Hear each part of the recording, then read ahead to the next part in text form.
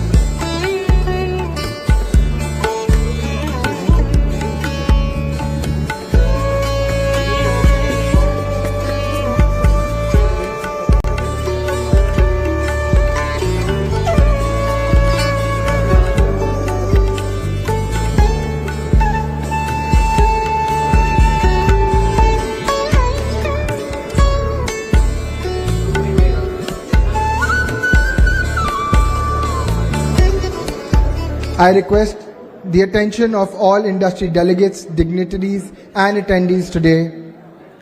We'll be beginning with this session on Andhra Pradesh's Aerospace and MRO Vision, State Initiatives and Industry Partnerships. Giving opening remarks for this session is Mr. Murali Krishna Gannamani, Chairman CII, Andhra Pradesh State. Please welcome him with a round of applause. Request Mr. Kavarbir Singh Kalra, CEO GMR Visakhapatnam International Airport, to join him. With his special address, I request Mr. CM Saikant Verma, CEO Andhra Pradesh Economic Development Board. Dr. G. Satish Reddy, as Advisor for Aerospace and Defence, Government of Andhra Pradesh. And for the second time, I have the privilege to invite our Honorable Minister for Civil Aviation, Shri Kinjarapu Ram Mohan Naidu, on stage, along with the guest of honor, Shri Nara Lokesh, Honorable Minister for Human Resources, IT, Electronics and Communications, Government of Andhra Pradesh. Round of applause, ladies and gentlemen, for sir.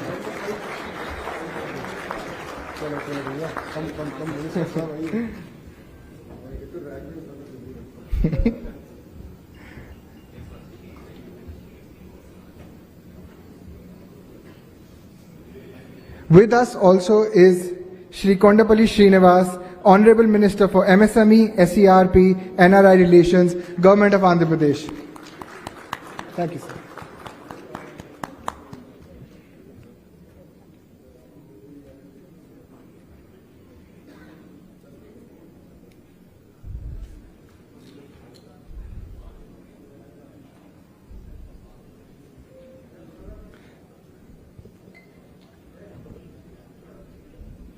To begin with opening remarks, may I request Mr. Murali Krishna Ganamani to the dais.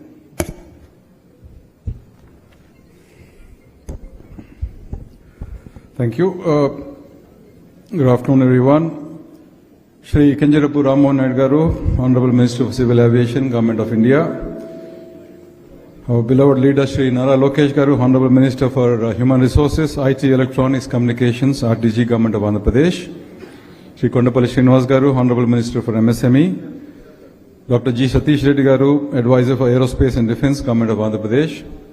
Mr. Saikant Verma, IAS, CEO, AP Economic Development Board. Mr. Kanwarbir Singh Kalra, CEO, GMR Visakhapatnam International Airport Limited. Distinguished dignitaries on the dais and amongst in the hall, esteemed colleagues from the industry, academia, ladies and gentlemen. It truly is an honor and immense pleasure to welcome you all to this special plenary session on Andhra Pradesh Aerospace and MRO Vision. Today we bring the spotlight on our state, a land of opportunity, innovation, enterprise, as it charts its path to becoming a key pillar in India's aerospace growth story. Andhra Pradesh is always known for its entrepreneurial spirit, abundant talent pool, and forward-looking policies. And with the announcement of Aerospace and Defence Policy 4.0, 2025-2030, the next 5 years, the government of AP has made a clear and ambitious commitment to attract over 1 lakh crore investments and create 100,000 1 lakh jobs in this sector. This is not just a policy on paper, but it's a blueprint to transformative growth backed by strong intent and enabling infrastructure. We have heard the Honorable Minister for Civil Aviation in the morning. He has shared his bold vision and his very big picture on how to transform and truly help realize this potential of this sector. Andhra Pradesh already has credit of setting on India IT revolution, which we all are very much aware, and we take great pride in how our dynamic and visionary Chief Minister helped truly unlock that potential back then. And I'm very confident that Andhra Pradesh again will also set examples in aerospace manufacturing and truly becoming exemplar in creating this as a hub for aerospace manufacturing. The space is building dedicated aerospace and defense clusters, naval systems, UAVs, missile technologies, aerospace electronics, and R&D hubs. The upcoming Bogapuram Aerotropolis, with its greenfield airport, MRO facilities, R&D labs, and training centers, will be truly a game changer for both the domestic and the global industry alike. And with our strategic location on the eastern seaboard, world-class ports and skilled workforce, Andhra Pradesh is uniquely positioned to serve as a natural hub for aerospace manufacturing, export, and services. But what makes this journey even more exciting in the spirit of partnership is that the government of Andhra Pradesh is walking hand in hand with industry and institutions, and again the government of India. So incentives like subsidized land, support for technology transfer, and proactive facilitation are designed to give investor confidence, and at the same time industry is stepping up with leaders in manufacturing, MRO, and digital solutions already building a strong footprint in the state. This plenary will showcase how the state government's vision, combined with industry capabilities and the CIA platform, can unlock a new era of growth. Together we have the opportunity to create not only an aerospace ecosystem, but also an engine of employment, innovation, and pride for the people of Andhra Pradesh. And I have to take this opportunity to say that we have a very unique leadership. It's the national leadership led by Honorable Prime Minister, along with our Honorable Visionary Chief Minister, Nara Chandrababu Naidu Garu, and also at the helm of affairs, well supported by the dynamic young leader, Nara Lokesh Garu. I think we are very uniquely positioned in the state to truly help realize this potential and unlock the total value. But what makes this journey even more exciting is, again, like I said, its true spirit of collaboration and partnership. And this plenary will show how we can truly unlock that. And as chairman of CI Andhra Pradesh, I see this as the beginning of a long and productive partnership. And let us use this session to share ideas, forge collaborations, and commit ourselves to making Andhra Pradesh a preferred destination for global aerospace and MRO investments. And I'm sure these meetings, these conversations will truly translate into some great investments and also great actions. So thank you, and I look forward to a very inspiring session ahead. Thank you.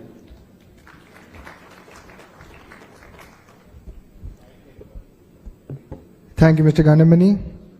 For industry perspective, may I request Mr. Kanwarbir Singh Kalra, CEO GMR Visakhapatnam International Airport, for his views, please.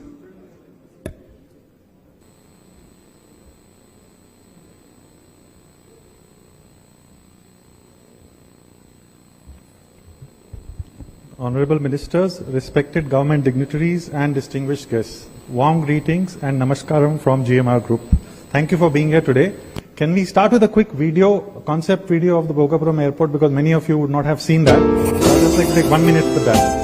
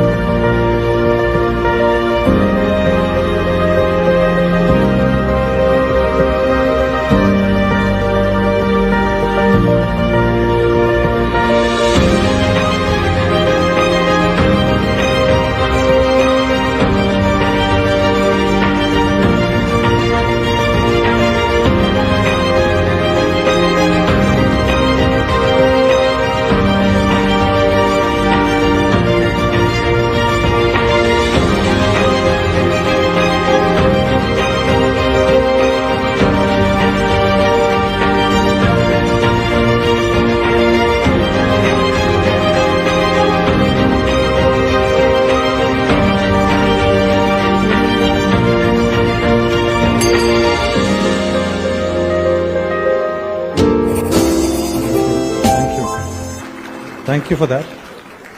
Can we have the presentation, please? So, okay, by the time they put up the presentation, just a quick recap. All of you know about the GMR Group, I guess. So, GMR is the second largest airport developer in the world. And GMR has done many airports across the world. And the major ones which GMR is running right now in India, that is Delhi, Hyderabad and Goa, Mopa. Happy to report that all of them are in top 100 Skytrax ranking airport and consistently there. So next in the list will be the Bogapuram Airport, the Greenfield Airport, which the government of AP has been kind enough to give the concession to GMR Group. So just to give you a quick recap on the concession, can we go to the next slide? I'll go, okay, just 1 minute.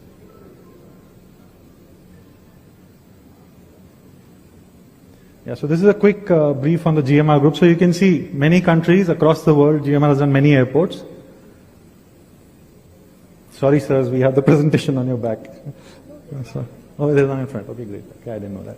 So quickly about the concession agreement. So June 2020 is when GMR Group signed this concession, and when government of AP did a PPP model, and it was an international competitive bidding. The concession was given on design, build, finance, operate, transfer model. The initial first phase will be catering to 6 million passengers. Just to give you a perspective, currently the current Vizag airport is doing 3 million, so it is double of that we start with as a capacity. And with the visionary leadership of government of AP, the land is enough to go up to 40 million. So there is scalability available. There's 2,700 acres of land available. So you can scale it up as and when we grow as an airport.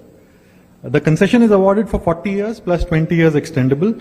4 pillars that GMR generally builds the airports on is passenger experience. So like we said, passenger experience is prime, and we have to create delight with every passenger. And just to give you a perspective, the airport journey is very stressful for a lot of passengers, so we have to make sure it becomes a delight. Next one is operational efficiency. We make sure that there are too many stakeholders operating at an airport. So an airport operator operates the orchestra and makes sure everything works well, and the operational efficiency is taken care of. Because like we were discussing in the previous forum, on-time performance is very important. Latest in technology. So GMR makes sure when we launch the Greenfield Airport at Bogapuram, we will make sure that all the technology is available at the other airports of GMR. And this will be a +1 on top of that. So we'll make sure all the latest technology will be available. As we go forward, we'll share that with you. We have taken inspiration, and also sustainability is one of the other pillars that we believe in, and we will make sure that we have a lot of initiatives which are supporting sustainability. The most important part is here, first time any airport has actually built local motifs and culture into the building design itself. Like you saw in the video, the ceiling had Mugulu design, which is a Rangoli here in Andhra, and we've tried to build it into the building itself. Like that, many more local culture and motifs will be built into the airport, and you'll be happy to see when you visit the airport when it's launched in June 26.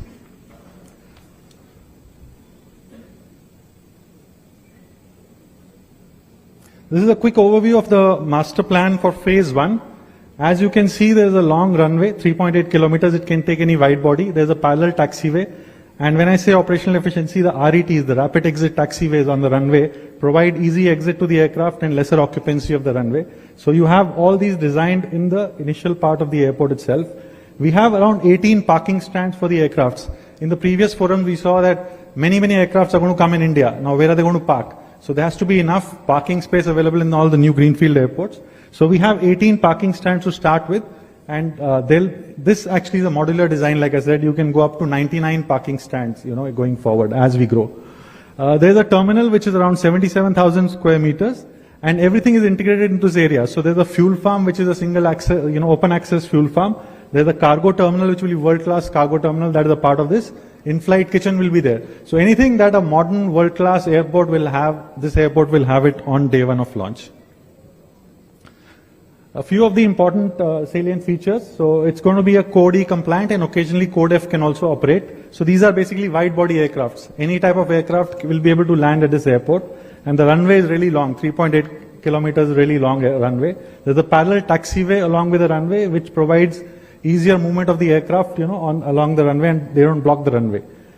Then we have ATC tower, which is 55 meters, and we have 18 parking stands. Out of that, 7 are with aero bridges. So contact stands is aero bridges. So 7 are with aero bridges there. As I said, we have the latest technology. So self-bag drop, as you can see the check-in counters, 18 out of the 40 counters will have self-bag drop facility, which is the latest technology, which we are using in most of our other airports also. Immigration and immigration counters will be electronic. ATRS machines are basically automatic tray retrieval machines which are there at the security check to make the processing faster. These machines are used now, so they are the latest technology. 10 machines will be put so that there's no congestion at the security area.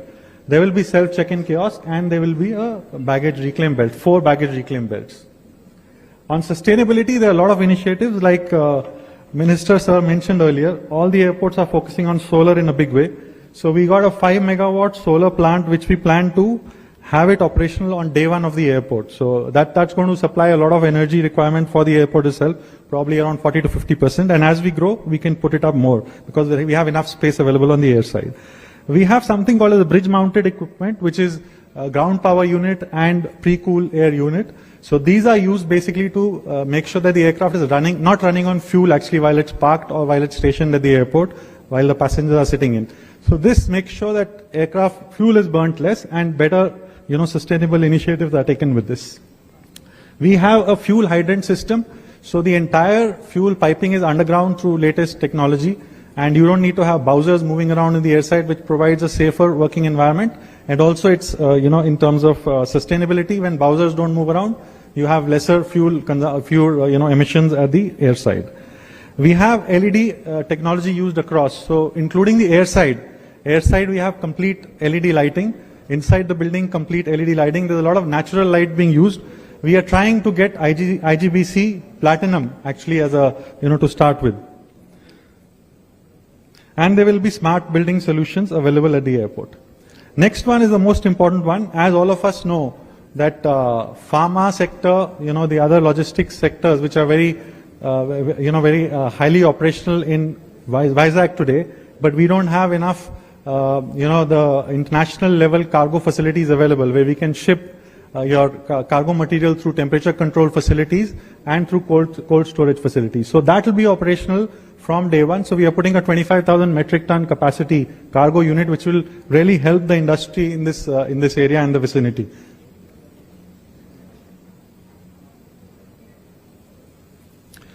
I will skip this part. I think we had enough discussion on how the industry is moving. There are a lot of aircrafts that are coming in. There are a lot of airports that are coming in. There's a lot of business that is going to grow for MROs. There's a lot of requirement for new maintenance engineers. All this has been discussed, so I'll just skip this part. So now I'll come to the real part. Where is the opportunity? When the new airport comes in, what can we do? So just to give you a perspective, today, current Vizag airport is connected to only 13 domestic destinations. Compared to its peers, let's say Bhubaneswar, Jaipur, or let's say Goa, they are connected to almost 30 to 40 destinations. So there's a clear opportunity. A place like Hyderabad is connected to 75 domestic destinations. So how can we move this up? And there are a lot of places like, Ahmedabad, Pune, Goa, Jaipur, Cochin, which are not connected, where traffic is going, but they are going indirectly today, probably by Hyderabad or Bangalore. So that's the great opportunity that we have. We still have a lot of airlines which are not operating in the current Vizag airport. So we have Akasa, which is not operating. We have SpiceJet, which is not operating, and some of the other airlines. So that's the opportunity that exists. We believe that, these are the numbers that we are looking at. So when we launch, the current numbers are at 2.96 million. And when we launch, the first year itself, we are looking at a 3.6 million. And by FY30, we are looking at almost 5.27 million. So you can say from the current number, we'll almost double in the next 3 to 4 years. And then in the next, up to FY35, let's say next 10 years from here, we are looking at a 10 million airport, which is a big thing. And if we can do better, yes, we'll be happy to do that. These are the current estimates that we have with respect to the current market scenario. And all this is possible because many aircrafts are on order. And a lot of passengers today are flying indirectly from Vizag to so many destinations in India. So there are enough opportunities available, and we believe this is easily doable. Coming to the most important part of this session, so talking about the airport to your industry, how does it matter? The next slide is very important, so I would seek your attention on this. So we are calling this as an aerotropolis. So government of AP has been very visionary and making sure that all the requirements that are required, for the airport are taken care of this from the next 40 year or 30 years perspective. So there's a large land parcel of 2,700 acres which is available. Out of this, there is a commercial land available which is around 154 acres. There is a residential area which is available around 139 acres. This is not done by any of the airports till now. So there's a residential area of 139 acres. And then there is an aviation hub. This is recently allotted by government of AP. 500 acres has been allotted as aviation hub.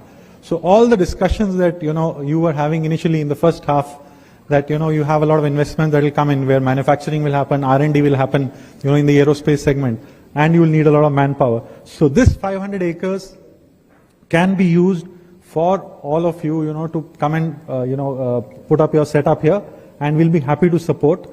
How this works? Well, see, most of the new developments are happening mixed use development, and next to the airport, if you do mixed use development, it really helps. So you have a residential area, you have a commercial area, and you have an aviation hub. Now, why does an aviation hub need to be next to the airport? Because proximity to the airport provides a lot of logistics, support to most of your industry, which needs sometimes, complex cargo to come in, or sometimes you need to do some test flight, or you need to do whatever. So you need to have a close proximity to the airport. So all this helps, from the vision perspective of government of AP, that we have land available here, and we'll be happy to support you to come and invest into this. And government of AP is coming up with a lot of initiatives.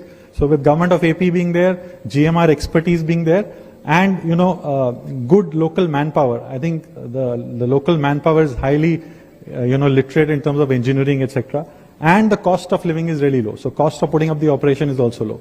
So all that helps actually in terms of putting up investment in this place. So like I said, proximity to the airport, government support, strategic location. Another thing is this location.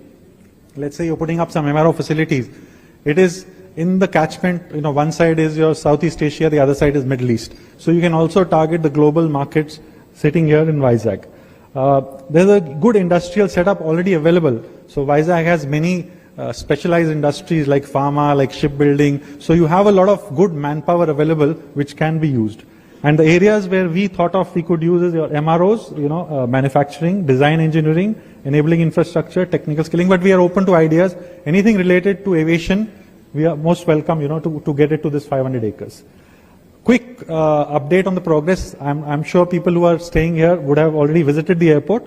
We are moving really fast. We started work actually in December 2023, And within 20 months, with support from Government of AP and support from Ministry of Civil Aviation and other government stakeholders, we've really moved fast, and we've already airport authorities really helped us to do the calibration flight. So we finished our calibration flight in June, and that's the first milestone that we crossed. And now next step will be to get an actual commercial aircraft to land. So we are looking at that sometime in October, November. This is the real picture. This is the actual picture of the runway. So you can see that it's completely ready to take any aircraft on the runway. So airside is 100% ready. This is the center line lighting that you see, already ready and set. This is the parallel taxiway that you see there. And this is the terminal building. The exterior is more or less ready. Now we are focusing on the interiors. You can see aero bridges are already installed. So 7 aero bridges are already installed. And the shape of the building that you see, that is also inspired with local art and culture. So I don't know if I get it right in terms of pronunciation, but there are the local huts which are called chutilus. So they actually have a roof which comes and touches down the floor. So that's the inspiration in front that you see. The whole roof will touch into a water body of almost 2 acres. So it will look beautiful. You must have seen that in the video. And this is how the pier looks. So initially this can handle 6 million, but both sides piers can grow, and the front side also pier can grow. And we can go up to 40 million as per the demand. This is the ATC technical building, G+2 already ready, that you can see. Airport authorities already started a lot of work there. Tower should be ready, in terms of moving in by another 1.5 months. In the meantime, AI has already started putting their infrastructure into place there.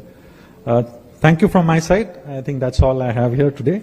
I really appreciate your attentive listening to this. Thank you, sir.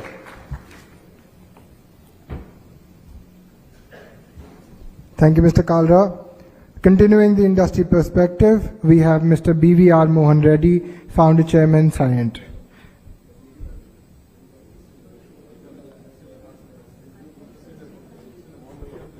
Please, let's give a warm welcome to him.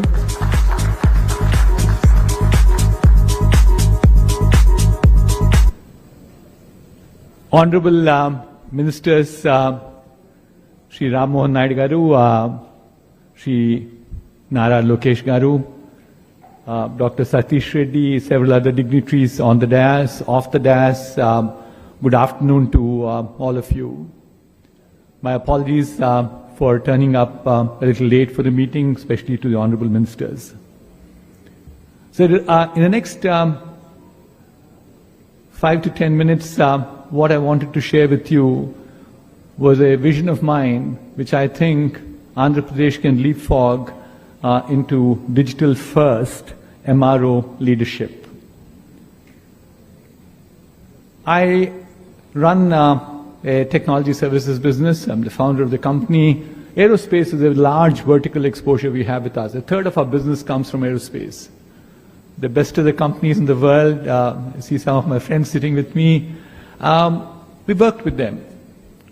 And one of them, in one of the senior executives, one of the conversations shared with me, saying that, Mohan, you people go ahead and judge an airline primarily by the seats and the meals they serve. But what actually makes airlines successful is the ability for them to keep their aircrafts in service, whether it's the body or the engines. So if you were to keep the aircrafts in service, key element to it is all about maintenance, repair, and overhaul. So I just want to impress first upon all of you how important MRO is. Moving on, why is MRO important? I saw my previous speaker skipping a slide saying that we've been hearing about it since morning, but I'm not going to repeat it either. But the highlights are, for certain, that what we see is that the fleet expansion that's happening in this country. Leaps and bounds under the leadership of Prime Minister Modi, Mr. Ram Mohan Naidu Garu, Chandrababu Naidu Garu, and Lokesh Babu, all of them. The economy continues to progress at a pace which we all now feel that very confident it will continue to grow at the same pace for a number of more decades. So the fleet will become larger from where we are at this point of time, from about 700 aircrafts, will probably go to about 2,000 aircraft by 2030. Equally important is the military aircraft fleet will probably be consisting of both the fighters, the choppers, the UAVs, and the transport aircraft will grow to about 1,200 by 2030 again. But then we also have enormous amount of dependability on foreign countries today. We have MRs, all right. I think if you go and do the Googling around or you do the chat GPT, you'll find that there are about 68 of them which have been licensed by DGCA at this juncture. But still, the fact of life is that we spend about $2 billion annually in terms of getting our services, getting our aircrafts, aircraft engines, aircraft subsystems serviced abroad. An airline like Indigo sends as many as about 400 of their engines every year abroad for servicing. And Air India, for its D-level checks, they're all going abroad at this point. So what we are seeing is that there's enormous amount of need in terms of creating an MRO back in India. Leaving apart the opportunity, which is globally now forecasted at about $120 billion by 2030. But equally important to the fact that in India, where we see that economy has to grow, excuse me, the MRO has a fairly strong multiplier. Multiplier is about 2.5 times for every dollar that's earned by the MRO business itself to create to the economy thereafter. And lastly, defense preparedness becomes extremely important for this nation. And as the Prime Minister talks about Atmanirbhar Bharat, Unnati Bharat, and inward-looking Bharat, I think it's important that we have the defense preparedness too. We then move on to say, what are the challenges that we have? The challenges that we have, number one, is about the GST. I'll take that back. The GST has been reworked on in the recent past. It's 18% it used to be, it's come down to 5%. But I think what requires reworking is the customs duties. It still seems to be fairly spread around. The second one is that this challenge for the current round, will I come to the next thing later, is about the capital intensity that's there. Approximately they spend about $100 million to have a wide body hangar. With just not the bricks and mortar, I'm talking about the equipment that goes inside. I think it was also there in the previous speaker, skills is a big shortage. We have, as I said, as many as about 70 of those DGSA approved MROs, but most handle line checks, which are basically A level and the B level.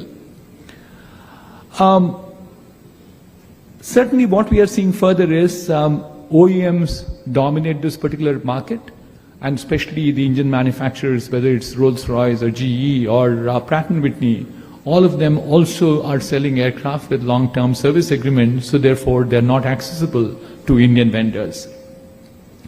And certainly what we also seen is these, even if you count on those 70 I talked about, they're extremely fragmented around.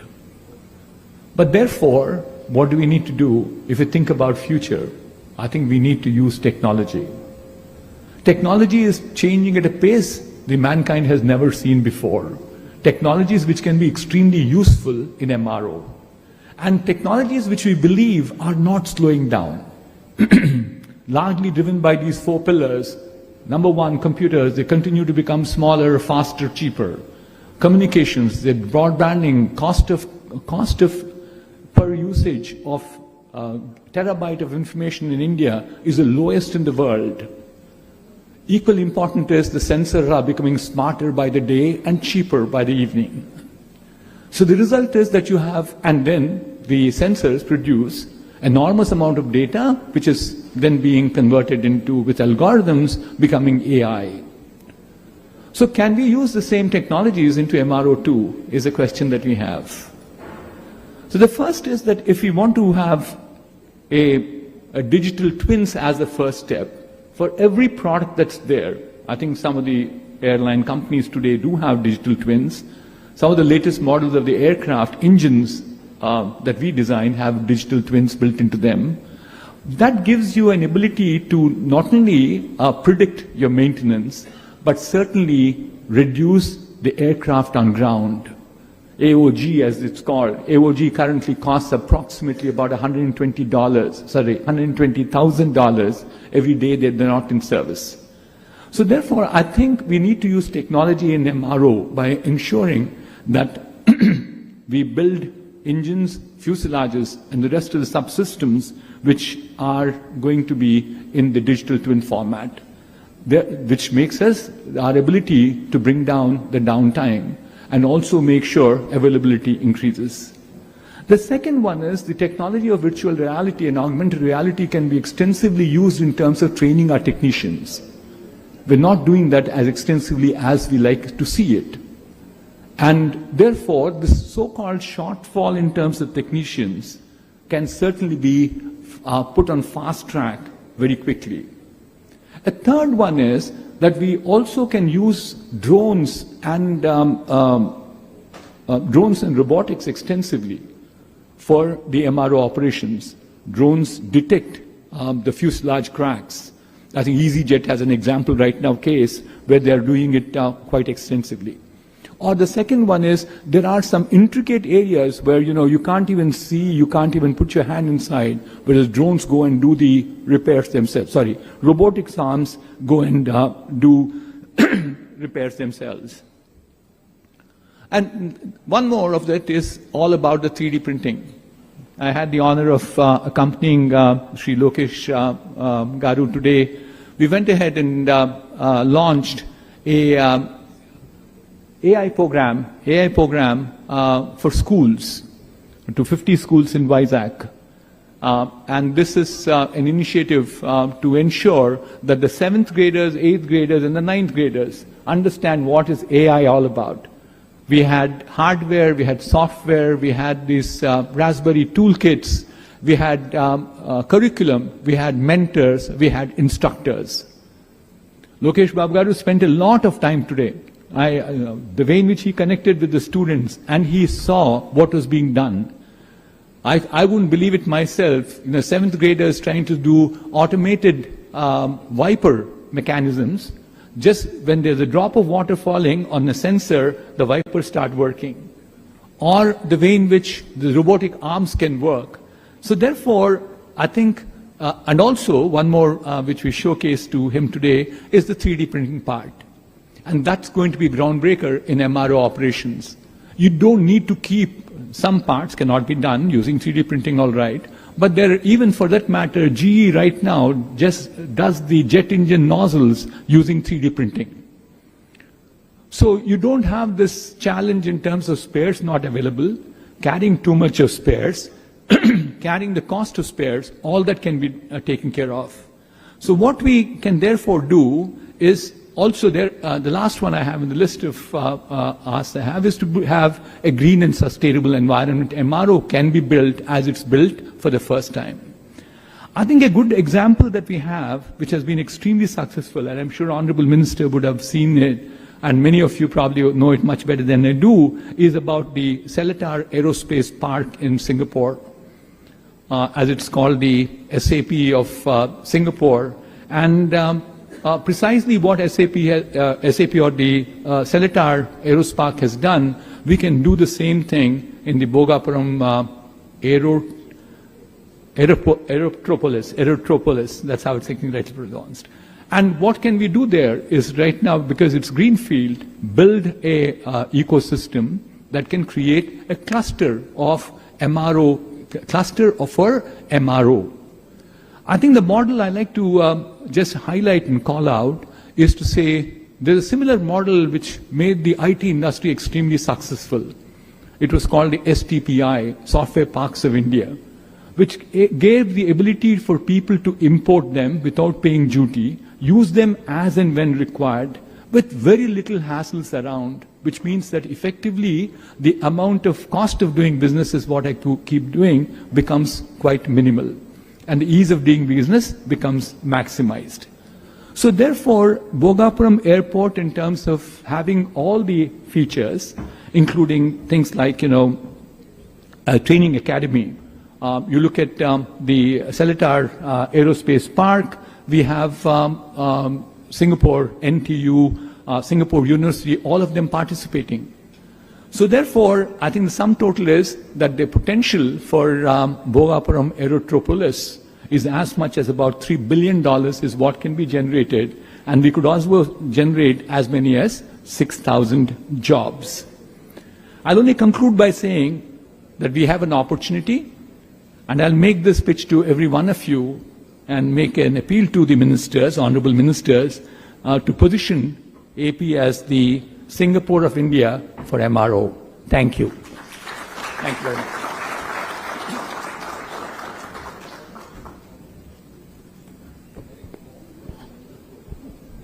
Thank you, Mr. Reddy.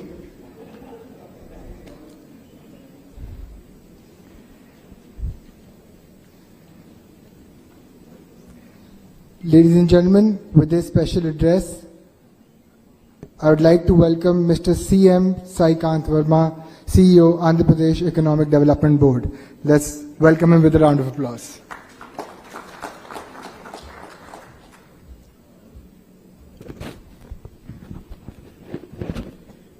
Can we have the presentation, please?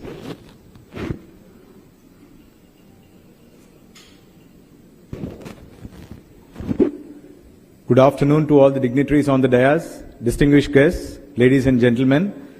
First of all, I thank the CII for inviting me over for such a wonderful event today. And over the next few minutes, I'd like to present and showcase the opportunities that we have in Andhra Pradesh right now. I want to present very briefly about what we are trying to do in Andhra Pradesh under the able leadership of our Chief Minister, and showcase some of the opportunities, particularly in the sectors of aerospace, defense, and MRO. Next slide, please.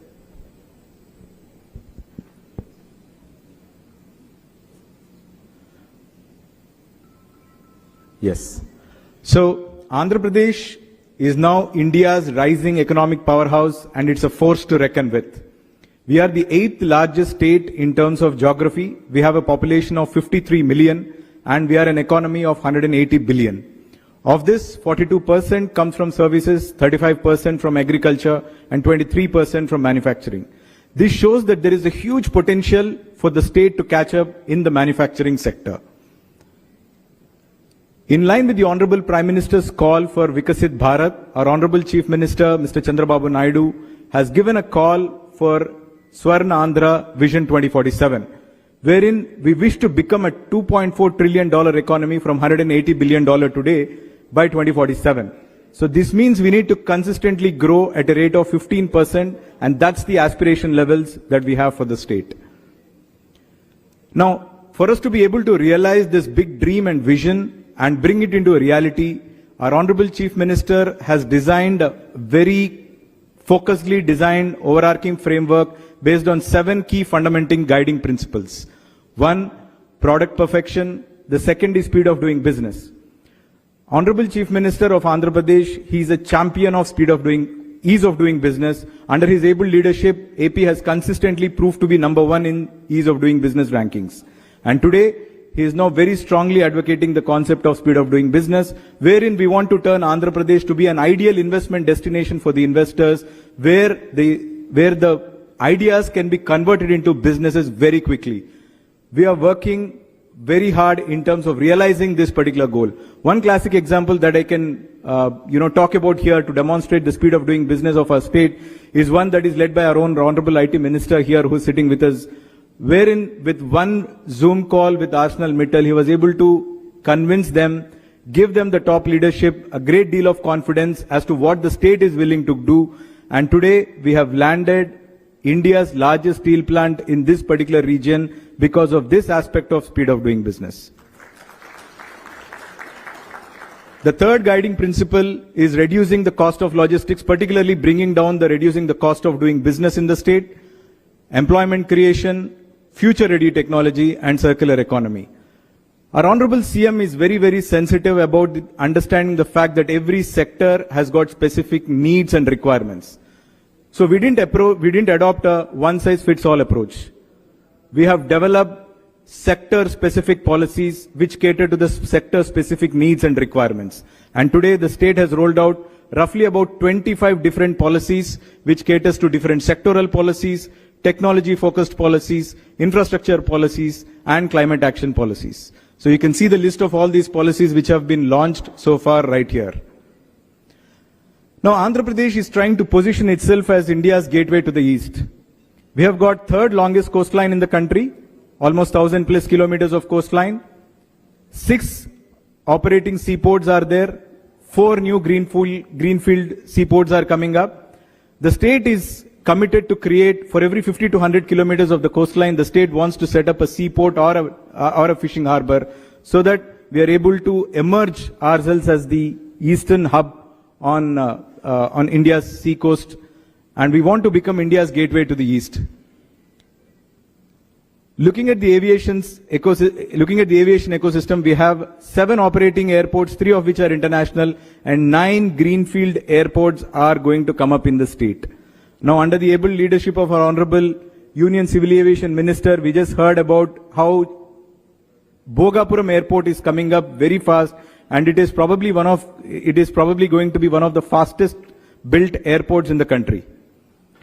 And one of the key nodal points of the entire aviation ecosystem is going to come up in Amaravati, where a new greenfield airport has been proposed in the form of a hub and spoke model, while we are trying to turn every other airport into a spoke, with Amaravati trying to become the hub of the East Coast connectivity in terms of the airports. In terms of the economic corridors, AP, we are trying to leverage on the 3 industrial corridors which pass through the state at this point of time. Chennai-Bangalore Industrial Corridor, Hyderabad-Bangalore Industrial Corridor, and Vizag-Chennai Industrial Corridor. Sector-specific industrial clusters are being developed across all the 3 nodes, all the 3 industrial corridors, so that we are trying to create ecosystems rather than trying to attract investments and standalone industries here in the state. And these are some of the marquee investments that have been firmed up in the state of Andhra Pradesh in the last 14 months, and this is just the beginning. Coming to the aerospace defense policy, we have 4 major thematic defense clusters that have been planned in the state: missiles and ammunition, defense electronics, aircraft, and naval shipbuilding. Now, the policy talks about creating 1 lakh jobs over the next 5 years by attracting 1 lakh crores of investments into the state by 2030. That's the vision statement. That's where we want to be. You know, I think the recent global developments, particularly Operation Sindoor, has demonstrated how important it is for a country like India to focus and become a global hub in aerospace and defense. And in line with that particular need of the country, AP, we are trying to stand up and we want to become that national hub of aerospace and defense going forward. Looking at the thematic clusters, we have 6 clusters, aerospace and defense clusters. The first is the Visakhapatnam-Srikakulam cluster, which is focusing on the naval industry.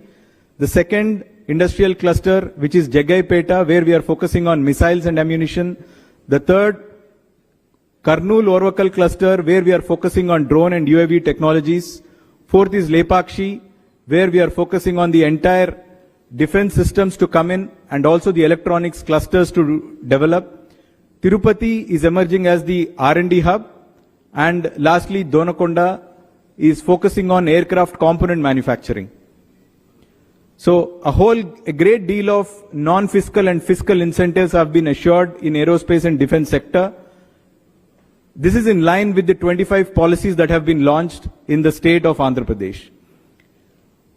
We are ready to partner with all of you, with the industry, and we welcome you to explore the opportunities here in Andhra Pradesh. And I'd like to take this opportunity to invite all of you to the CII Partnership Summit, which is scheduled here in Visakhapatnam between 14th and 15th November. This is the place where the state is going to showcase its true potential, opportunities, and a place where new relationships will be forged. Looking forward to seeing you all here. Thank you so much for the opportunity.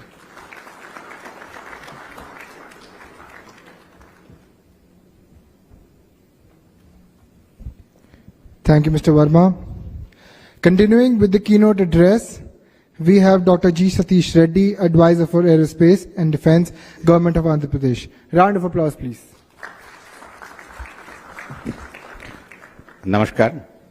Honorable Minister of Civil Aviation, Government of India, Sri Ram Mohan Naidu Garu, Honorable Minister of IT, HR, Skill Development, Sri Nara Lokesh Garu, the Honorable Minister of MSME, Government of Andhra Pradesh, Sri Srinivas Garu, Sri Mohan Reddy Garu, the Chairman CI Murali Krishna Garu, Mr. Sai Kant Verma, the CEO of Economic Development Board of Andhra Pradesh, and all other eminent personalities here. The Civil Aviation Secretary, Mr. Samir Sinha, is here along with his colleagues. We have Mr. Salili and all others. Namaskar to you once again and good afternoon to you. If you look at the overall scenario of the defense and aerospace in the country first and then coming to AP, with the efforts in the last few decades and very focused efforts and specialized efforts in the last one decade, the scenario has completely changed. In the defense sector, about 10 years back, we were struggling to have just around 30% as the indigenous content in the whole weaponry equipment what armed forces had. And today, it has crossed 65% in the whole thing what we have in the armed forces today. That is one huge change.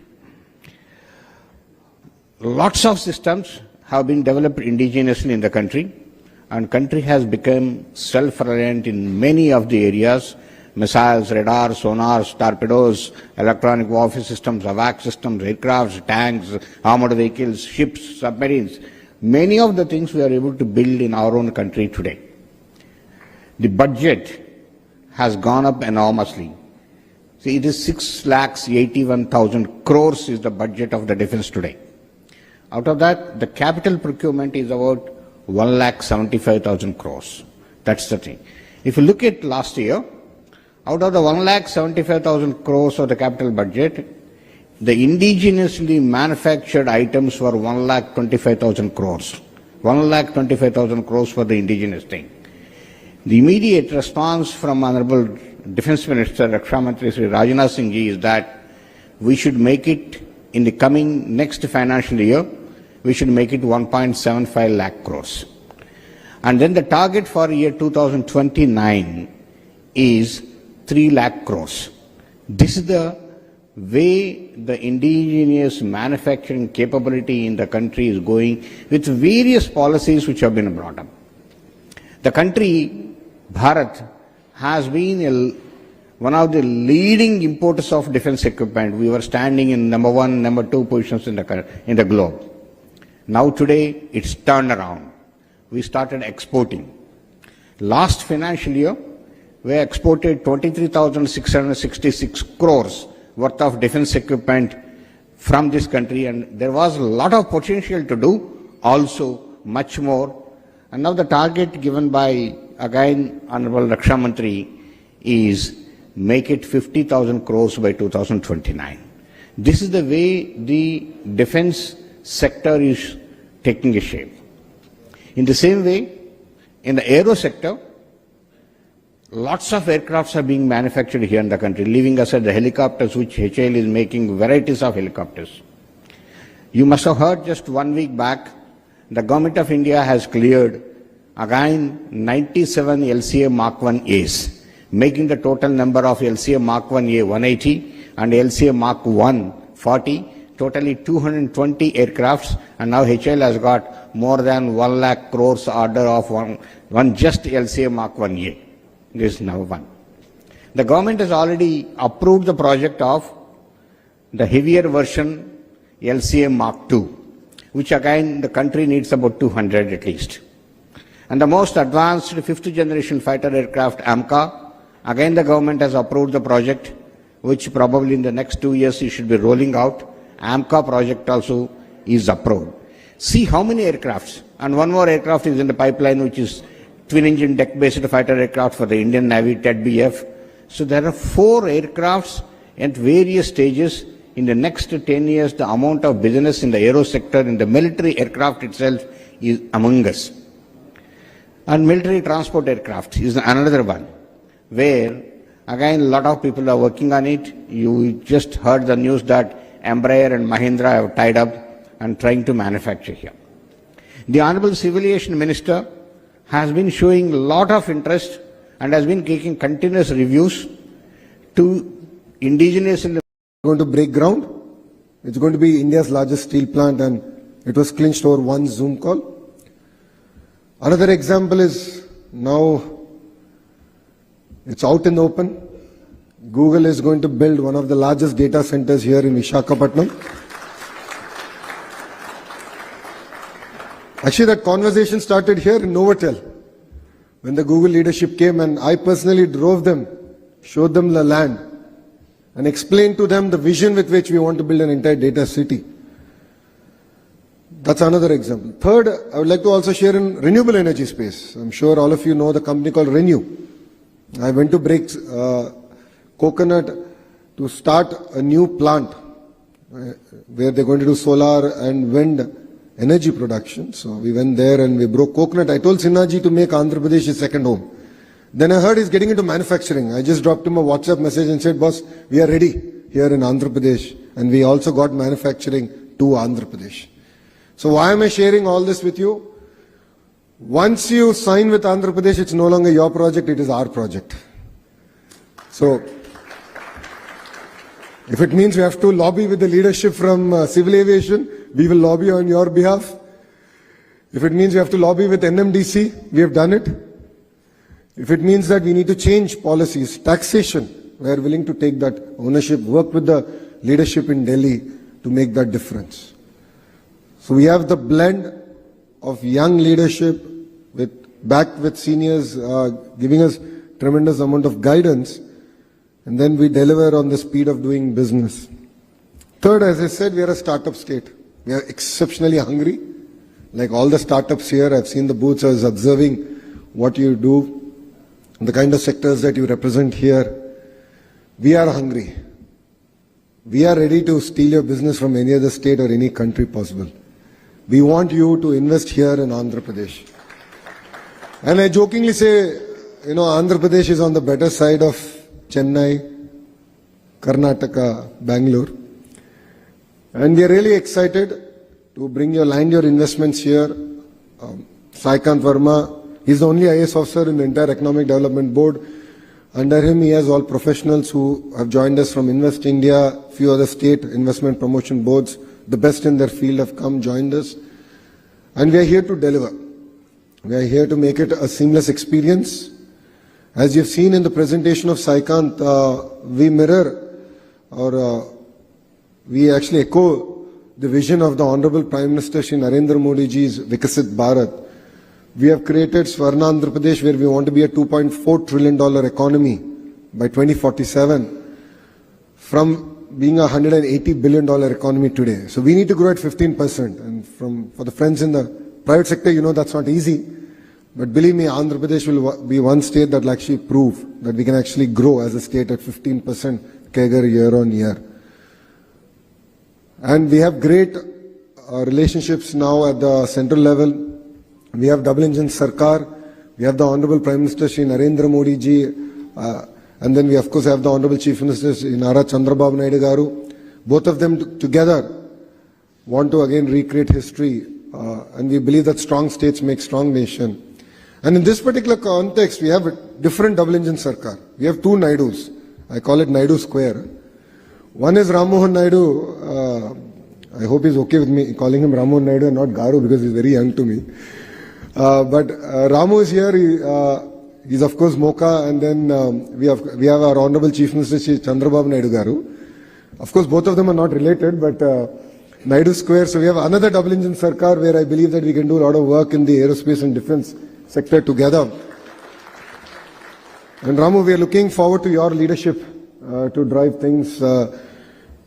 You can definitely send the companies our way, and believe me, we'll catch them, we'll ensure they're grounded, and we will report back to you saying that this is the company that you sent, this is what we've grounded. And we will deliver on the speed of doing business in its true sense. So to all the entrepreneurs here, please definitely count Andhra Pradesh as your home. And Visakhapatnam is one of the most beautiful cities in India.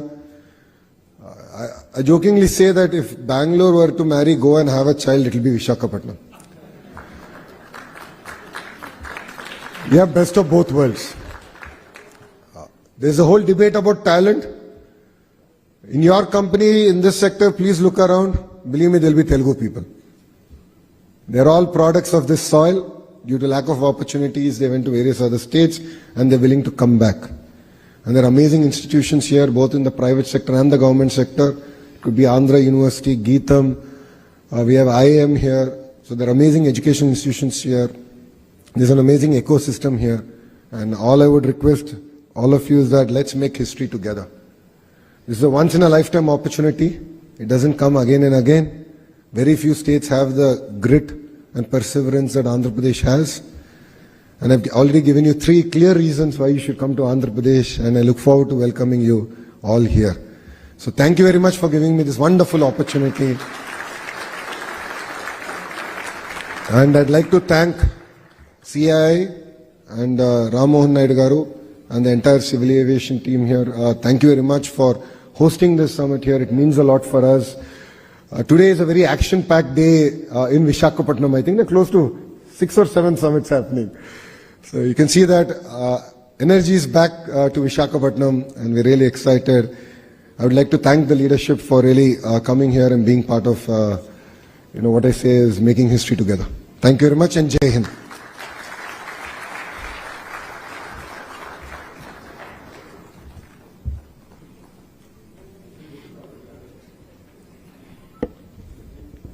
Thank you, Shri Lokesh, for your remarkable address. May I now invite our chief guest, Shri Kinjarapu Mohan Naidu, for his address. Thank you, sir. Thank you. Good afternoon to each and everyone. I have already given a very elaborate speech in the morning in the inaugural session.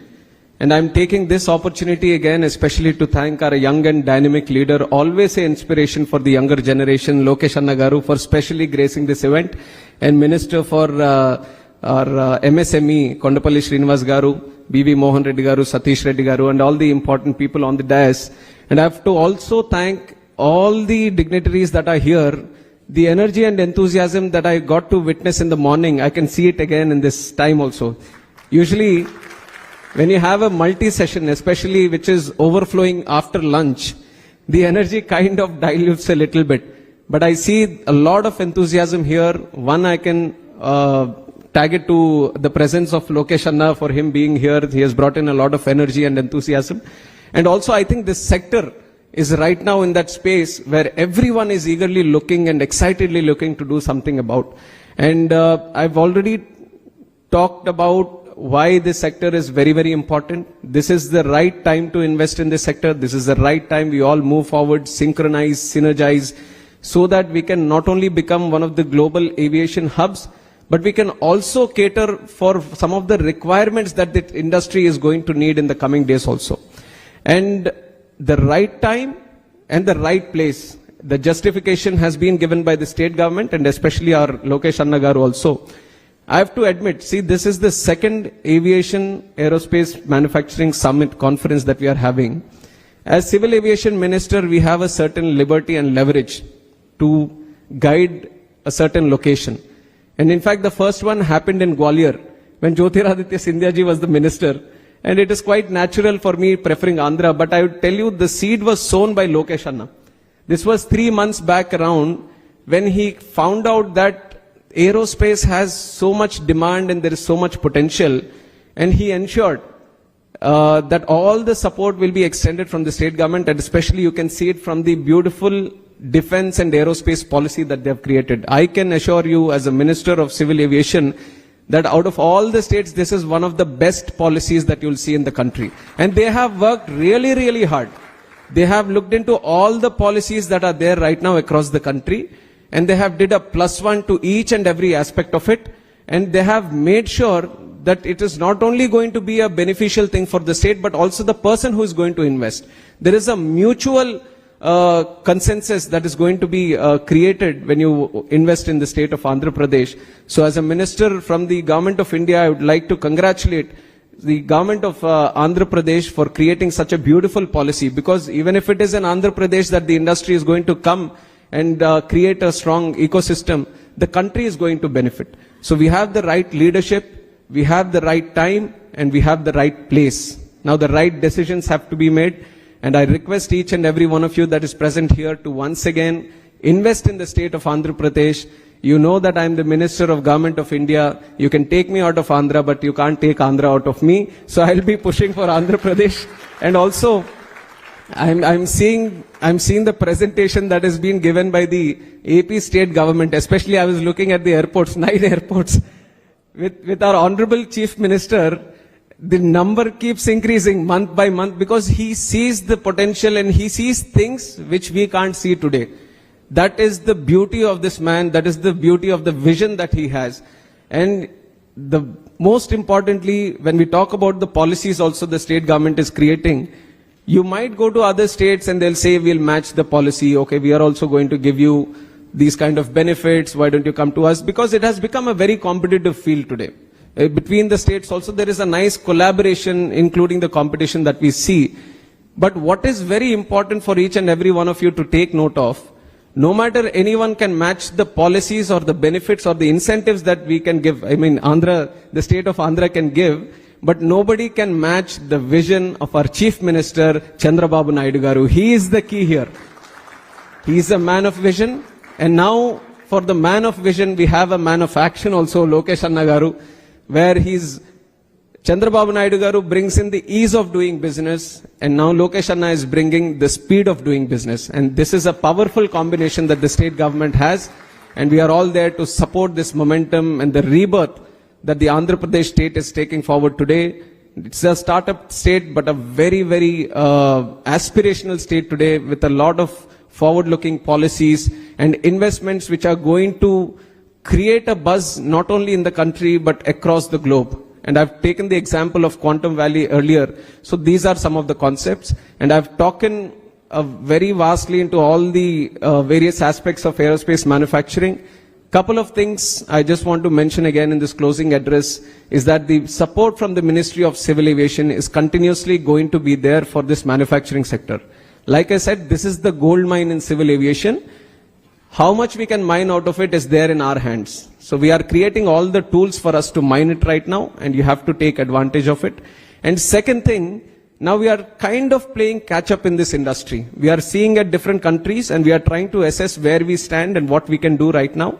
But I feel India at this point of time, with the leadership and the vision of our Honorable Prime Minister Narendra Modi ji, what we should also do is try to leapfrog in the technologies that are going to come in the future.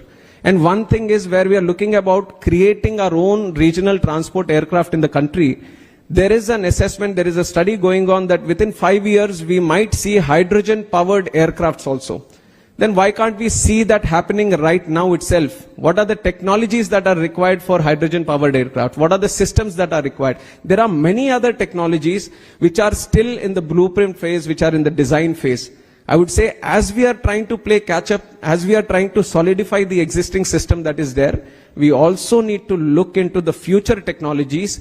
And if you talk about future technologies, if there is someone who can understand you, if there is someone who will support you, and if there is someone who will handhold you, there is only one man, that is Chandrababu Naidu Garu. There is one state, Andhra Pradesh, which is eagerly looking into you.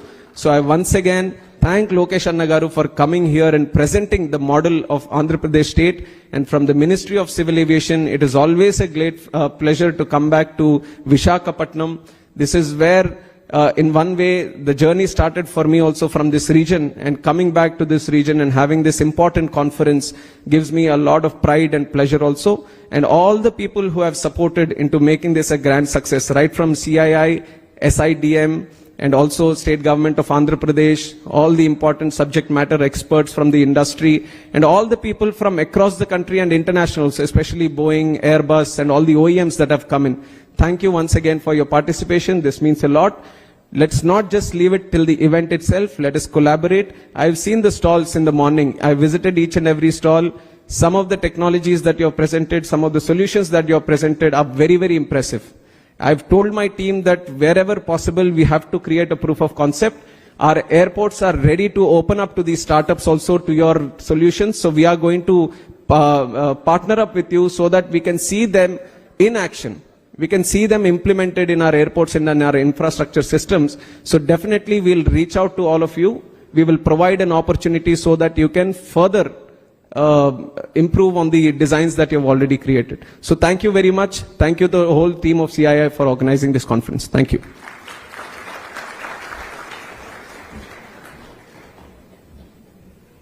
Thank you, Honorable Minister. May I now request Ms. Shoma Banerjee, Deputy Director General CII, to give the vote of thanks, please. Good afternoon, good evening. It's very difficult to speak after you have such stellar speakers, right? I don't know who to start with thanking, but before I thank, I have a story to share, and I need the attention of Shri Nara Lokesh and Minister Ram Mohan Naidu. So when I was young, which was many years earlier, because I'm old now, I had the honor and privilege of being at a convention where Mr. Chandrababu Naidu came in as Chief Minister of Andhra Pradesh. We were hosting Japanese people in that conference. Before Mr. Naidu came in, he actually walked into the conference with his visiting cards in Japanese language. That story has stuck with me. That is what a vision is all about. So he exchanged those cards as if he knew Japanese. And that is how he pitched to those people about Andhra Pradesh. And I was much younger. I am much older now. But today I saw a repetition of sorts in Mr. Nara Lokesh. Sir, I think you have really shown us what young blood is and what a lethal combination, EODB and speed of doing business. I think that is what is going to take the industry ahead. You've talked about many things that are happening here.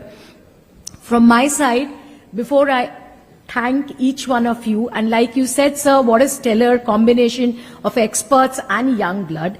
If I may say, we will hope to have our Aerospace Manufacturing Summit every year in Vizag. That is something which I am promising, because I think I've seen so much of support, so much of interest, so much of thing. So from CII, I think we will look at doing this as an annual summit every year in Vizag, so that it's Sources, IT, Electronics and Communications, Government of Andhra Pradesh. Round of applause, ladies and gentlemen, for sir.